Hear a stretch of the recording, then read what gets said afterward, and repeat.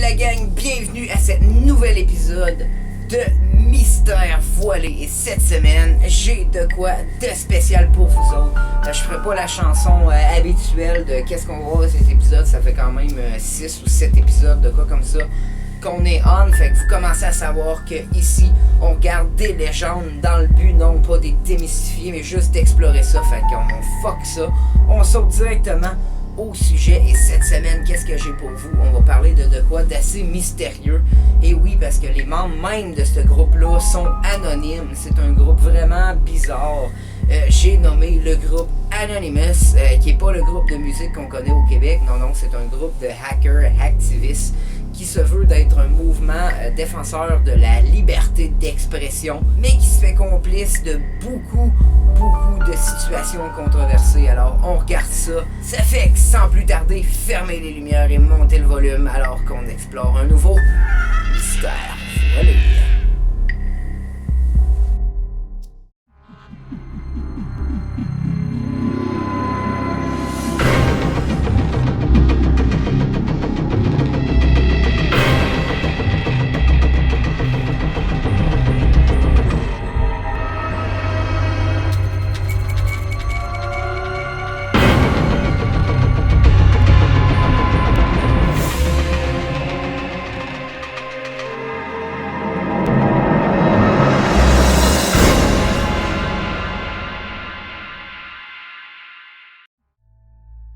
Anonymous est un mouvement activiste se manifestant notamment sur Internet.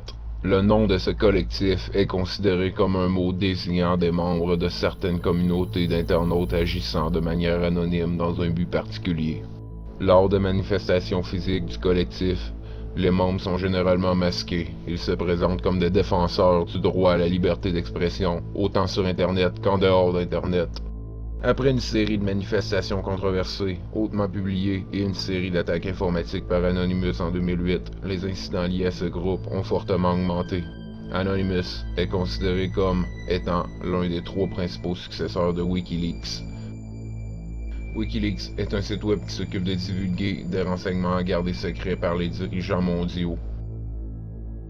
Le nom Anonymous vient d'un site de forum appelé 4chan, qui est un site où la liberté d'expression règne totalement, en permettant aux utilisateurs de poster sous leur propre nom ou sous un pseudo anonyme. Outre les manifestations, le groupe lance des attaques par déni de service appelé DDoS contre des sites de sociétés ciblés comme des ennemis des valeurs défendues par le mouvement. Une attaque de déni de service est une requête faite à un serveur particulier dans le but d'accéder à un site web.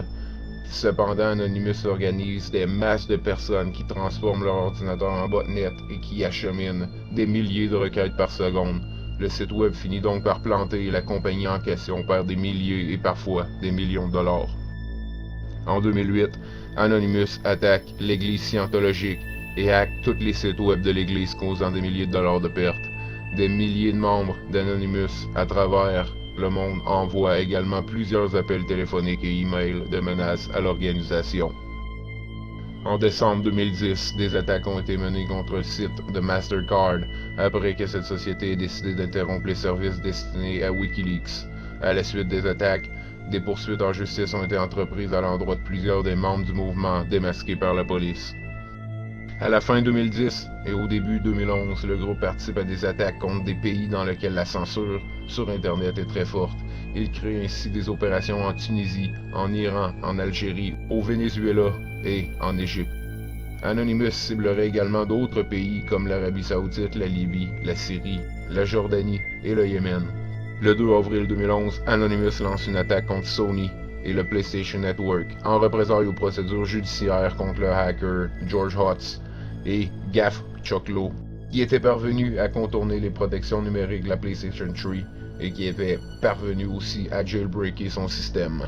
Le 18 janvier 2011, l'opération Blackout est lancée pour monter l'opposition du groupe aux lois SOPA et PIPA. L'action est fortement suivie, notamment par de grands groupes comme Wikileaks et Reddit. L'opération Blackout mène aussi à un blackout aux États-Unis qui cause la perte d'électricité à plusieurs États et qui cause des milliers de dollars en perte. Le 19 janvier 2012, le FBI annonce la fermeture du site Mega Upload.